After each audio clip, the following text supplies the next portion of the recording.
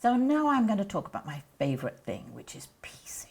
So when I turn the machine on, it sets me to 2.4. 2.4. Straight stitch will always come onto a straight stitch machine, 2.4 length. So what I do is, because I know how, I can change that stitch length so it remembers to 1.8. Because 2.4, I find when I'm slicing and dicing, it comes undone a little bit, particularly if I open my seams. Yes. But we don't need to do that.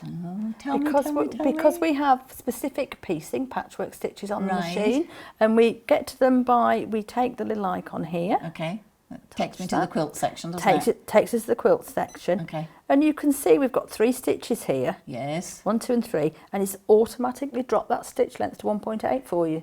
You don't have to do it. No. I just thought you'd given me 3 different options for my quarter inch. The first one is if you're doing just some general patchwork, you can use that standard presser foot A. Then we've got the quarter inch, which is the presser foot O, and the 7mm for anybody who's working in metric.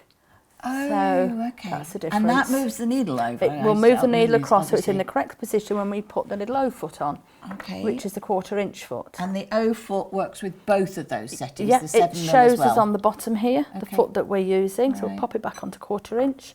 And because this is just for general patchworking, that will take it with the A foot to it. You've got the guide on the side of the foot there, so it keeps you on the straight and narrow with your quarter inches. We're now familiar with that, aren't we? That's fantastic. So it's just a really nice feature that it automatically thinks about what you're doing and sets the machine for you. You don't even have to do it anymore. I don't.